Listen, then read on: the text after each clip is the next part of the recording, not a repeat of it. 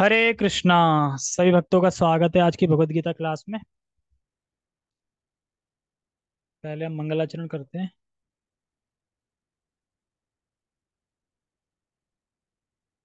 ओम अज्ञानतिमिरान्धस्य ज्ञानञ्जनाशलाकया चक्षुरुन्मीलितं येन तस्मै श्रीगुरुवे नमः। श्रीचैतन्यमनोभीष्टं स्थापितं येन भूतले स्वयं रूपः कदा मह्यं ददाति स्वपदान्तिकं। वन्देऽहं श्रीगुरो श्रीयुतापदकमलं श्रीगुरून् वैष्णवांश श्रीरूपं साग्रजातं सहगण रघुनाथान्वितं तं सजीवं साधुवेतं सावधूतं परिजनसहितं कृष्ण चैतन्य देवं श्रीराधा कृष्ण पादान् सहगण ललिता श्री विशाखान्त विशांच। हे कृष्ण करुणा सिंधु दीनबंधु जगतपते गोपेश गोपिका कांता राधा कांता नमस्ते। तप्त कांचन गौरांगी राधे वृंदावनेश्वरी वृषभानुसुते देवी प्रणमामि हरिप्रिये। वाञ्छाकल्पतरुभ्यश्च कृपा सिन्धुभ्येव च पतितानां पावनेभ्यो वैष्णवेभ्यो नमो नमः। जय श्री कृष्णा चैतन्य प्रभु नित्यानंद श्री अद्वैत गदाधर श्रीवासादि गौर भक्त वृंद। हरे कृष्णा कृष्णा कृष्णा हरे हरे हरे राम राम राम हरे। रामाय रामभद्राय रामचंद्राय वेदसे रघुनाथाय नाथाय सीताया पते नमः। नमः विष्णुपादाय कृष्णपृष्ठाय भूतले श्रीमते भक्तिवेदांत स्वामिनि इति नामिने। नमस्ते सारस्वते देवे गौरवाणी प्रचारिणे निर्विशेषा शून्यवादी पाश्चात्य देशतारिणे। हरे कृष्णा।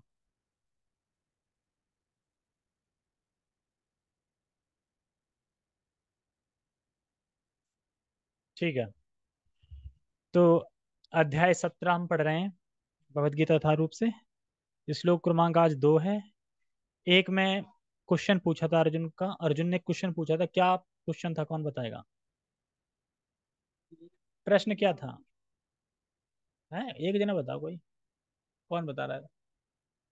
हाँ। हम्म। हम्म। हम्म। हाँ, पूजा पाठ करते हैं पर शास्त्रों के अनुसार नहीं करते हैं। कैसे करते हैं फिर? श्रद्धा से कर, अपने मन से करते हैं। शास्त्र का कोई रोल नहीं होता, शास्त्र से मतलब नहीं है। तो उनकी क्या स्थिति है? वह सतोगुणी है कि रजो तमोगुणी है? अगर हम श्लोक से लिंक समझें, अर्जुन वाचन, अर्जुन ने कहा, ये शास्त्रम विदम उत्सृज्य। जिन लोगों ने, ये लोग, वे लोग जिन्होंने शास्त्र की विधि को त्याग दिया है, शास्त्र को छोड़ दिया है, यजनते श्रद्धान्विता, और यजन करते हैं, पूजा पाठ करते हैं, श्रद्धा से करते हैं। किसकी करते हैं? श्रद्धान्विता। लेकिन क्योंकि शास्त्र की विधि को तो ठुकरा दिया है, तो अपने मन गढ़ंत उससे करते हैं। अन्यथा तेषाम निष्ठा तु का कृष्णा। तो करते हैं कि मतलब आप पे कोई निष्ठा नहीं है, लेकिन वह अपने मन गढ़ंत उससे करते हैं। तो ऐसे स्थिति, ऐसे व्यक्ति की स्थिति क्या होगी? सत्वम आहो रजस्तम। कृष्ण, तुम मुझे बताओ, मैं पूछ रहा हूँ तुमसे, क्या पूछ रहा हूँ, इन लोगों की स्थिति क्या है? तो अब भगवान आंसर देंगे आज के श्लोक में, ठीक है।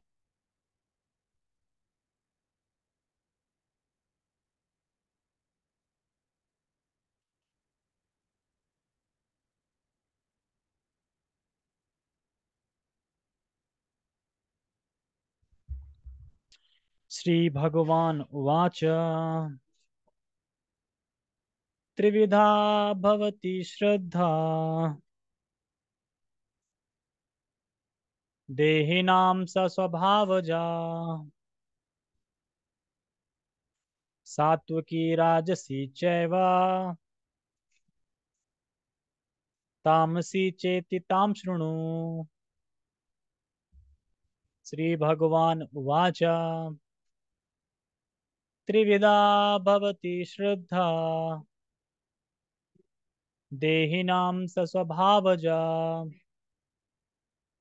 सात्विकी राजसी चैव तामसी चेति ताम शृणु। ठीक है, श्लोक का समझते हैं। श्री भगवान वाच मतलब श्री भगवान कृष्ण ने कहा, क्या कहा? त्रिविधा भवती श्रद्धा।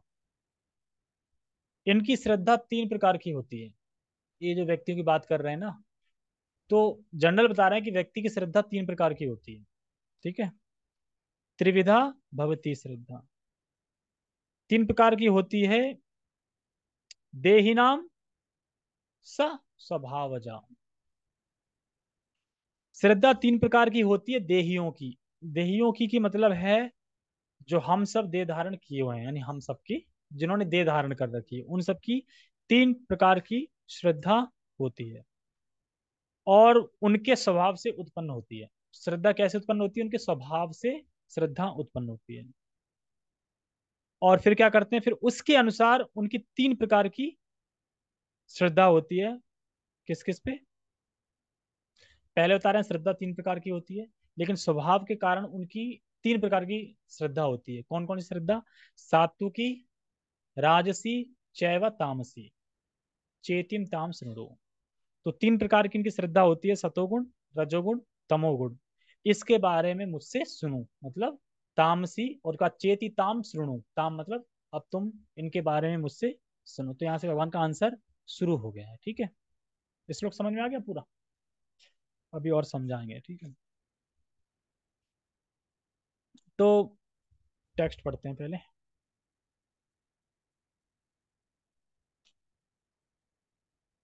भगवान ने कहा, देहधारी जीव द्वारा अर्जित गुणों के अनुसार उसकी श्रद्धा तीन प्रकार की हो सकती है। यहाँ पे भगवान क्या कह रहे हैं? देहधारी जीव द्वारा अर्जित गुण। अर्जित कहीं से लिए हों या फिर अर्जित समझते हैं ना हिंदी में, इंग्लिश में क्या बोलेंगे अर्जित को? हाँ? ये कैसे चार्ज किया था है? Battery low. तो अर्जित किए थे, इसको समझ लो थोड़ा।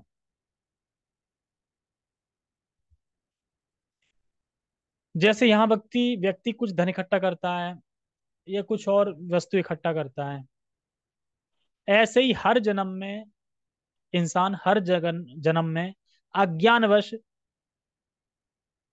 हर जन्म में जीव अज्ञानवश जी रहा है। उसे पता नहीं है कि मैं गुणों के संपर्क उसे पता नहीं कि मैं गुणों से संपर्क कर रहा हूं। जैसे कि मान लो कि देख रहे हैं ना कि लोग जी रहे हैं, चल रहे हैं, फिर रहे हैं, कमा रहे हैं, जी रहे हैं अज्ञानवश।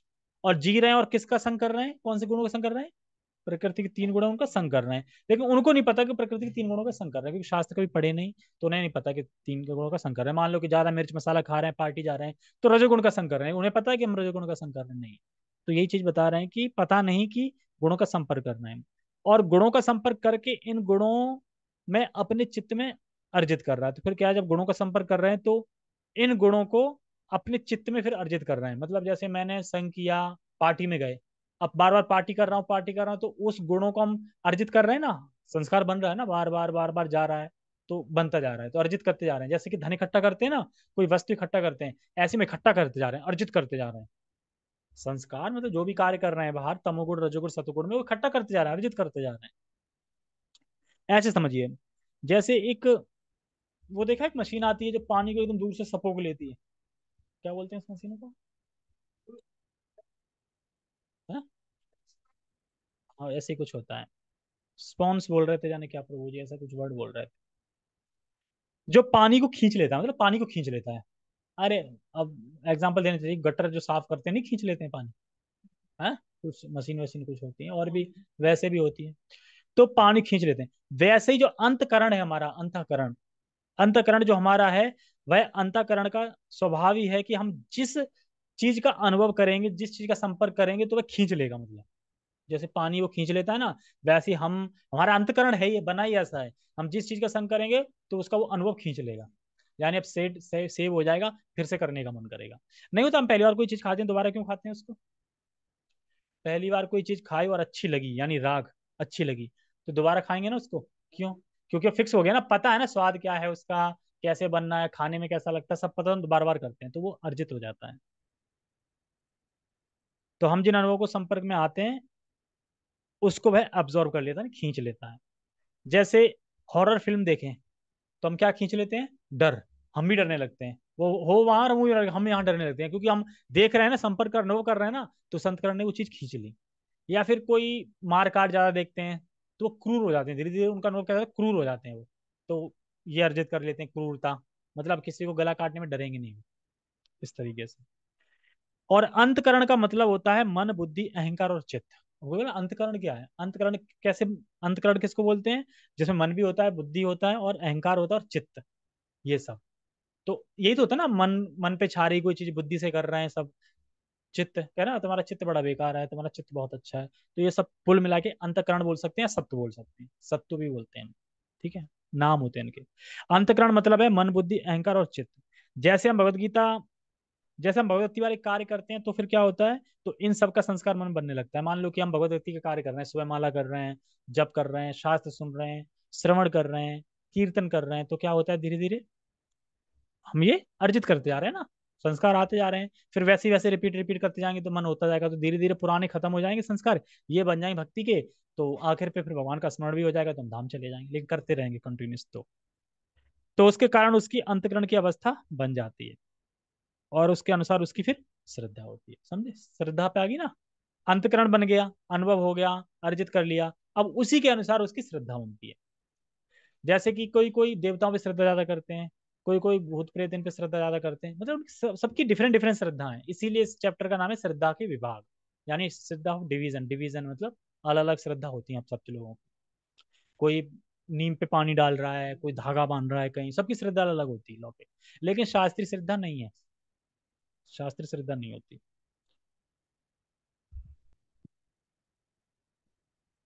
हाँ, अच्छा यहाँ थे ना, ठीक है। और क्या कह रहे हैं, तीन प्रकार की हो सकती है, सतोगुणी रजोगुणी तथा तमोगुणी। अब इसके विषय में मुझसे सुनो। तो श्रद्धा के क्या क्या डिवीजन है ये यहाँ पे भगवान बताएंगे, ठीक है।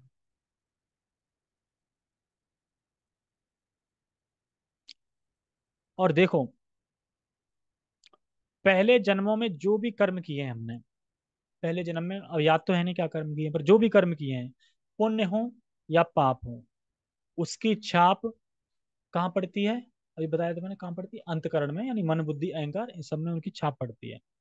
अंतकरण या सत्व, उसके अनुसार उसका सत्व हो जाता है, नहीं अंतकरण वैसे ही हो जाता है, और फिर उसी के अनुसार उसका स्वभाव बनता है, और फिर उसी के अनुसार वह उसकी श्रद्धा होती है। तो यही बताना चाह रहे हैं भगवान कि तीन प्रकार की श्रद्धा होती है, सतोगुण रजोगुण तमोगुण। स्वभाव वर्ड आया था ना इसमें, तो स्वभाव वर्ड को इसलिए अभी अभी स्वभाव वर्ड को मैं और अच्छे से समझाऊंगा, स्वभाव का मतलब होता क्या है। अभी मोटा मोटा बता रहा हूँ कि अंतकरण या सत्व कह लो उसको, उसके अनुसार, उसके अनुसार क्या होता है, उसका स्वभाव बनता है, और स्वभाव के अनुसार उसकी श्रद्धा होती है। जैसे किसी की स्वभाव बड़ा अच्छा होता है तो उसकी श्रद्धा भी अच्छी होती है, कि स्वभाव बड़ा बेकार है, बड़ा बेकार इंसान है बोलते ना, तो वो उसकी श्रद्धा भी देखना टेढ़ी मेढ़ी हो गई। तो जैसा स्वभाव बनता है फिर वैसी श्रद्धा बनती है, इस तरीके से। तात्पर्य,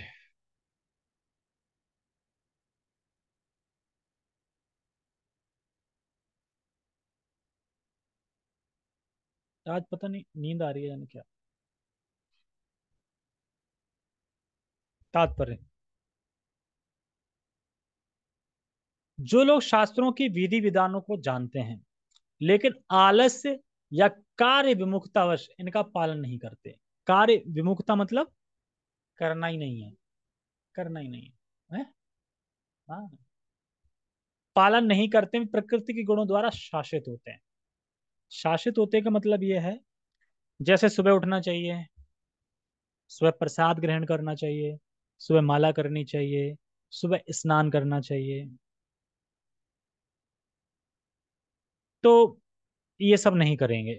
और क्या करेंगे, अपने मन मर्जी से काम करेंगे। जब उठेंगे, कभी भी चाय पी लेंगे बिना ब्रुश करे, कुछ भी, मतलब अपने मन मर्जी से काम करेंगे। जैसे कि अगर किसी से बोला जाए कि भाई साहब, क्या आप लंबा जीवन चाहते हैं, हाँ बिल्कुल चाहते हैं, यही तो हमारा सौभाग्य होगा, लंबा जीवन मिल जाए, हम भोग करना चाहते हैं, और भोग के लिए जीवन तो कम पड़ रहा है, तो लंबा जीवन हो जाए तो अच्छी बात है। अच्छा तो ठीक है, महाभारत में आता है कि किस प्रकार से पांच कारण है जिससे हमारी उम्र बढ़ती है, और उनका अपोजिट कर देंगे तो उम्र घटती है। तो उसमें एक कारण बताया गया है कि जो सूर्य उदय के बाद खड़े होते हैं उनकी उम्र घटती है। तो आप सूर्य उदय होने से पहले जगो। अब जिनकी श्रद्धा होगी वो तुरंत श्रद्धा कर भी लेंगे, और करेंगे भी, उन्हें लाभ भी मिलेगा, क्योंकि क्योंकि शास्त्र ने बोला है तो वो चीज होगी। ऐसा नहीं कि वो चीज नहीं होगी, शास्त्र ने जो बोला है तो वो होगा। है। हाँ। या फिर किसी को हम ज्यादा खाना देते समय ज्यादा जबरदस्ती करते हैं ना, उससे उम्र घटती है। ठीक है, ये क्या लॉजिक है? कहते ना ले लो 2 पूड़ी और ले लो, नहीं नहीं अरे ले लो, लेनी पड़ेगी 2 पूड़ी। अब जो जो जबरदस्ती कर रहा है ना, ले लो पूड़ी, उसकी उम्र घटेगी। ये भी नहीं करना चाहिए। खड़े होके बाथरूम नहीं करना चाहिए, उससे उम्र घटती है। बहुत चीज है, मतलब महाभारत में 5 चीजें बताई गई हैं, लेकिन वही पालन कोई कर नहीं सकता। और क्या है? तो अब व्यक्ति को भले ही ना दिखे, कुछ दिख नहीं रहा है क्या है कैसे, लेकिन वह करेगा तो लाभ मिलेगा उसको। अब देखो, अब स्वभाव का बात आएगा। वे अपने सतोगुणी, रजोगुणी या तमोगुणी पूर्व कर्मों के अनुसार एक विशेष प्रकार का स्वभाव प्राप्त करते हैं। आया तो स्वभाव। अब स्वभाव को समझे कि स्वभाव बनता कैसे है, स्वभाव क्या है, अच्छे से डिटेल में स्वभाव का अर्थ क्या है। अनादिकाल से जीव प्रकृति के संसर्ग में है, यानी कांटेक्ट में है, टच में है, अनादिकाल से। कब से? टाइमलेस, मतलब हम टाइम का गणना नहीं कर सकते। अनादिकाल से जीव, जी मतलब हम सब की बात हो रही, हम अनादिकाल से प्रकृति के कंट्रोल में है। प्रकृति मतलब ये देवी ऐसा गुणमयी मम माया, जो प्रकृति ना। तो मेरी प्रकृति को पाने में, प्रकृति मतलब यही सब दिख रहा है ना हमको, पूरा शहर दिख रहा है, सिटी दिख रहा है, रजोगुण तमोगुण सतोगुण, ये सारा चीज प्रकृति। और वह अपने स्वरूप को भूल करके रजोगुण तमोगुण सतो का संग कर रहा है। स्वरूप क्या है उसका? मैं कृष्ण का दास हूँ। ठीक है, ये स्वरूप है, इसको भूला है। और क्या नहीं है? मैं शरीर नहीं हूं, लेकिन मान क्या रहा है, भूल के कर रहा है मैं शरीर हूं। और शरीर से क्या कर रहा है? रजोगुण सतोगुण तमोगुण, इनका संग कर रहा है, तीनों गुणों का संग कर रहा है। और इन गुणों के प्रभाव से उसका क्या, फिर चित्त प्रभावित हो जाता है। अब मान लो कि अगर तुम ऐसे लोगों के पास बैठे रहो कि जो बस गाली गलौची करते हो, तो तुम्हारा चित्त नहीं दूषित हो जाएगा? तो यार, चित्त पे फर्क पड़ता है ना, चित्त पे। या मान लो कि कोई खतरनाक एक्सीडेंट देख लिया, तो चित्त प्रभाव नहीं पड़ेगा? बेहोश से हो जाते हैं हम भी, देख के खून देख लें तो चित्त पे प्रभाव पड़ता है। तो इन गुणों के प्रभाव से उसका चित्त प्रभावित हो रहा है। और उसके चित्त में इसकी वजह से क्या है, राग और द्वेष उत्पन्न होता है।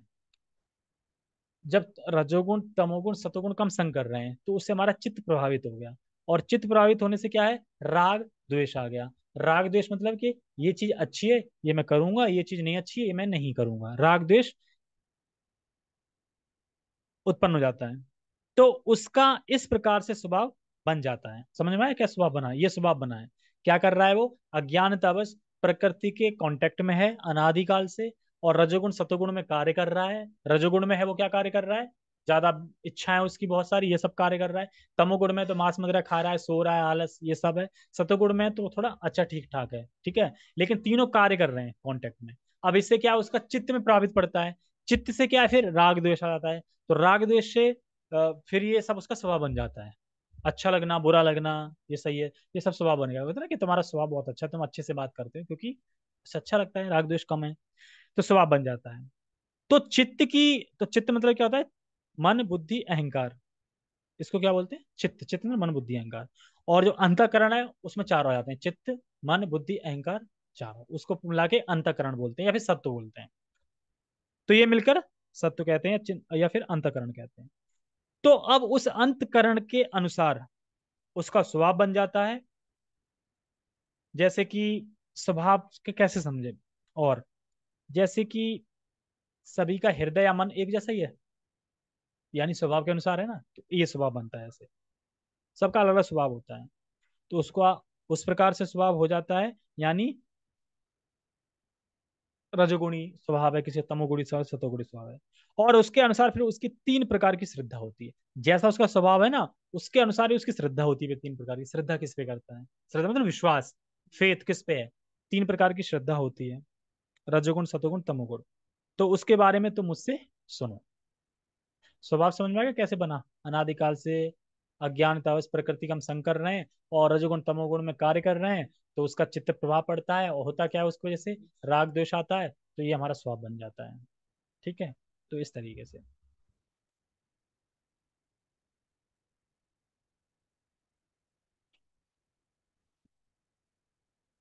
और अज्ञानतावश का और समझ लो, अज्ञानतावश क्या कहना चाह रहा है, ये हिल जाता है क्या?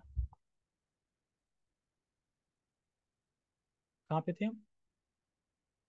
हाँ, अज्ञानतावश। देखो, अज्ञान भगवान की एक शक्ति है जिसको बोलते हैं अविद्या। क्या बोलते हैं? अविद्या। अविद्या के दो रूप होते हैं। कौन कौन से पता है किसी को?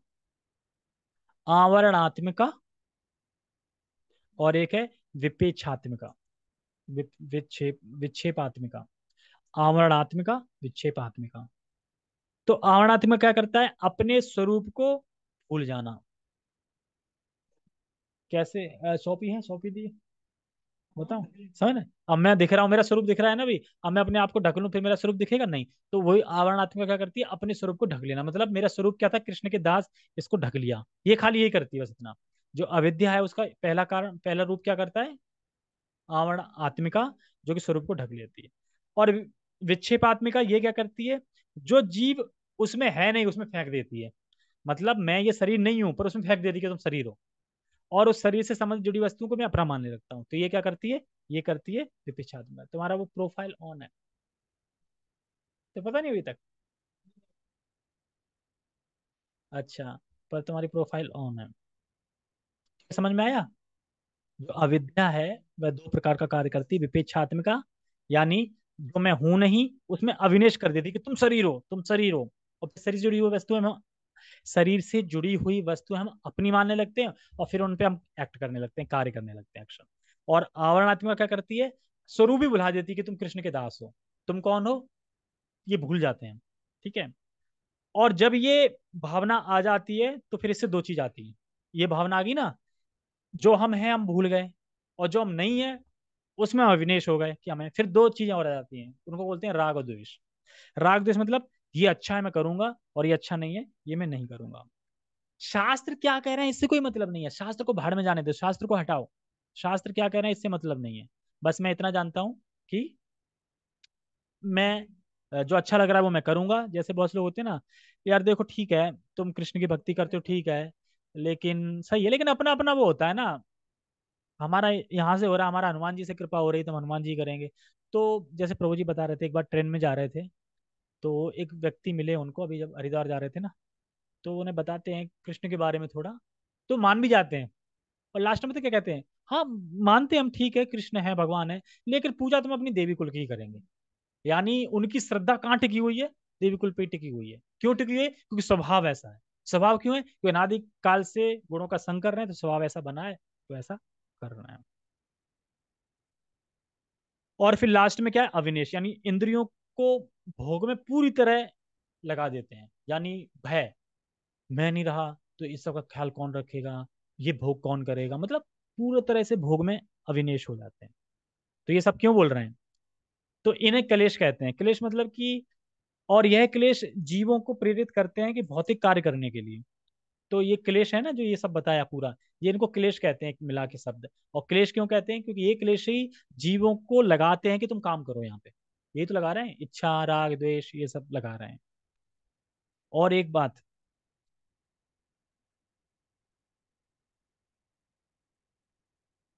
अगर मान लो कि हमें याद रहे कि हम कृष्ण के दास हैं, तो हम भोग करेंगे यहाँ पे? नहीं करेंगे, हम कृष्ण को प्रसन्न करने के लिए कार्य करेंगे। इसीलिए जो अविद्या है, भगवान की शक्ति अविद्या है, वो हमें भुला देती है। तभी तो हम भोग कर पाएंगे, क्योंकि हम भोग करना चाहते थे, इसीलिए टपके हैं ऊपर से। जैसे कोई पूछता है ना, हम धाम से कब गिरे? अनादिकाल से हम गिरे हैं। अब अनादिकाल कितना होता है? बिगिनिंग लेस, मतलब कि उसकी कोई शुरुआत नहीं है।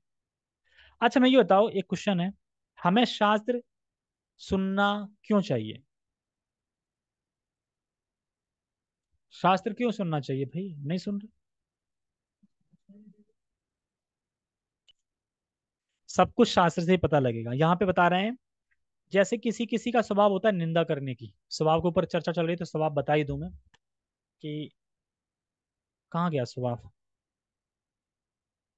हाँ ये रहा। स्वभाव पे चर्चा चल रही है। तो किसी के स्वभाव होता है निंदा करना। अगर वह कभी शास्त्र पढ़ेगा नहीं तो उसे पता ही नहीं चलेगा कि निंदा करने से, पता है कि निंदा करने का क्या अपराध लगता है। हाँ, मान लो कि मैं किसी की निंदा कर रहा हूँ, मैं आपकी निंदा कर रहा हूँ, तो आपके अंदर जितने भी पाप होंगे वो मेरे अंदर ट्रांसफर हो जाएंगे। अब वो जब ये सुन लेगा तो फिर तो वो धमाधम निंदा करेगा ना। नहीं करेगा ना, सुन लिया ना यार, उसके पाप मुझ पे आ रहे हैं और मेरे पुण्य उस पे जा रहे हैं, वो अब निंदा नहीं करूंगा। तो इसलिए शास्त्र सुनना बहुत जरूरी है। जैसे प्रभु जी बता रहे थे, हमें नियमित रूप से माला करनी चाहिए, भले हमें अच्छा लगे या ना लगे, भाव आए या ना आए, पर माला करते रहना चाहिए। क्योंकि भगवान का नाम इतना शुद्ध है, वो धीरे धीरे हमें शुद्ध बना देगा। यस, धीरे धीरे हमें शुद्ध बना देगा। तो समझ में आया क्यों बोल रहे थे यहाँ पे, रजोगुणी या तमोगुणी पूर्व कर्मों के अनुसार एक विशेष प्रकार का स्वभाव प्राप्त करते हैं। तो स्वभाव इस तरीके से बनता है। ठीक है, आगे बढ़ते हैं। विभिन्न प्रकार, विभिन्न गुणों के साथ जीव की संगति शाश्वत चलती रही है। शाश्वत मतलब अनादिकाल से। आप कह नहीं सकते कि हम गुणों का संग कब से कर रहे हैं। जो प्रकृति तीन गुण है, रजोगुण सत्वगुण, इनका हम संग कब से कर रहे हैं, ये आप कह नहीं सकते। क्योंकि सब, हर जीव पे, बस भक्ति में जब आ जाते हैं ना तो हम निर्गुण के। नहीं नहीं नहीं, जानवर के लिए नहीं है देह। अभी भगवान ने क्या बोला था, जो देह धारण कर रहा है, देह धारण मतलब कि मनुष्य की बात हो रही है। भगवान ने भगवत गीता जानवरों के लिए थोड़ी लिखी है। कौन से।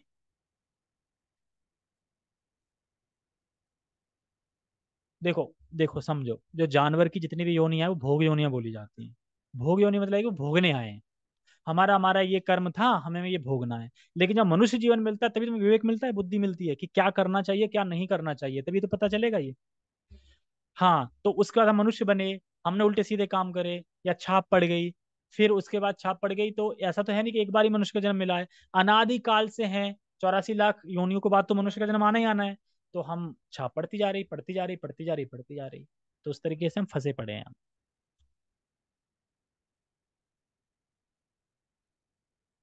चूंकि जीव प्रकृति के संसर्ग में रहता है, अतः वह प्रकृति के गुणों के अनुसार ही विभिन्न प्रकार की मनोवृत्तियां अर्जित करता है। जैसे मैंने बताया था ना, अर्जित करता है शुरुआत में, कि अंतःकरण, अज्ञान में उसे पता ही नहीं चलता कि शास्त्र के अनुसार करना चाहिए क्या नहीं करना चाहिए, क्या नहीं करना चाहिए, क्या करना चाहिए और क्या नहीं करना चाहिए, शास्त्र के अनुसार उसे पता नहीं चलता। तो फिर वह क्या करता है, अपने हिसाब से कार्य करता रहता है, करता है, और करते करते करते उसे वही कार्य करना अच्छे लगने लगते हैं। जैसे मृगारी, मृगारी क्या कर रहा था, शुरुआत से अपने पापा को देखते देखते देखते देखते वो भी, जब पापा उसके चले गए तो वो भी क्या है, जानवरों को मारने लगा। और थोड़ा काट के छोड़ देता था कि मैं देखूंगा। तो जब नारद जी आए और नारद जी पूछा ऐसा तुम क्यों करते हो, कह रहा मुझे आनंद आता है, मजा आता है, जब वो तड़पते हैं ना तो मुझे मजा आता है बहुत। तो क्यों, इसलिए मजा आता है क्योंकि बार बार बार बार वो करते करते करते, पता है नहीं अज्ञान में कर रहा है, तो करते करते अच्छा लगने लगता।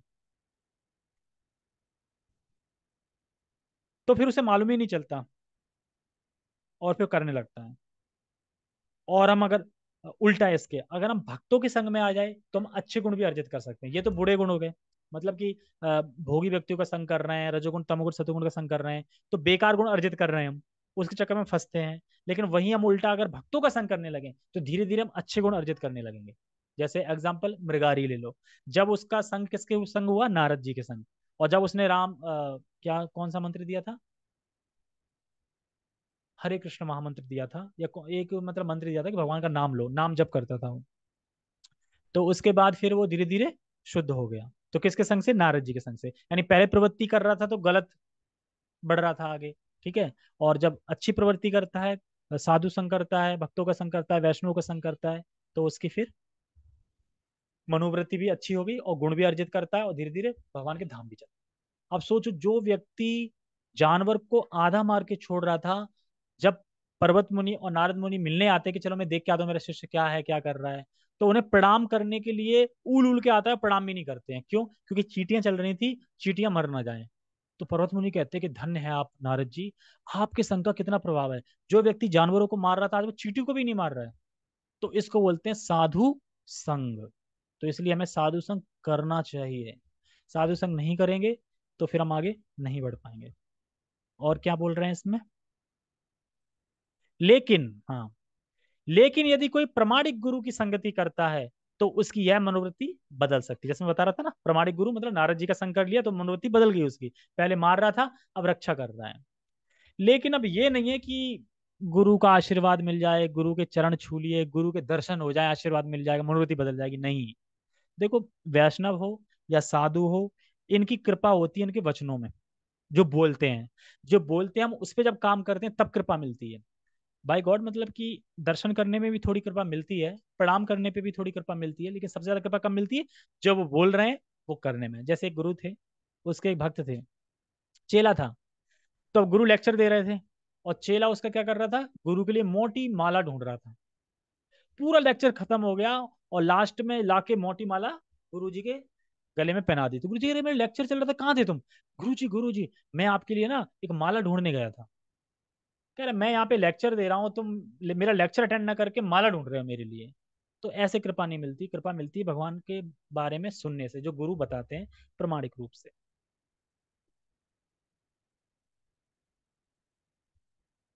वह क्रमशः अपनी स्थिति तमोगुण से सतोगुण या रजोगुण से सतोगुण में परिवर्तित कर सकता है। जैसे कि मृगारी पहले तमोगुण में था, मार रहा था, और धीरे धीरे उसने अपनी अवस्था क्या कर ली, सतोगुण में आ गया। तो कोई भी व्यक्ति हो, कहना ये चाहते हैं कि कोई भी व्यक्ति घोर से घोर अपराध किए हो, जिसने इतने अपराध किए हो कि पूरे विश्व में वो द्रोह कर दिया हो उसने, फिर भी अगर शुद्ध भक्तों का संग मिल गया उसको, तो वह अपने बुरी प्रवृत्ति को, अपने अनर्थों को और अपने संगति को मतलब वो शुद्ध बना सकता है, शुद्ध भक्त बन सकता है। तो यानी इतने पाप है नहीं जितने पाप खत्म करने में भगवान के नाम की शक्ति है। तो ये हमें चीज समझनी चाहिए।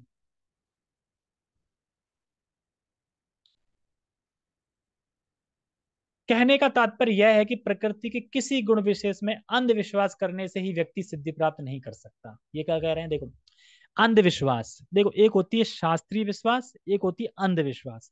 शास्त्रीय विश्वास क्या होता है? जैसे कि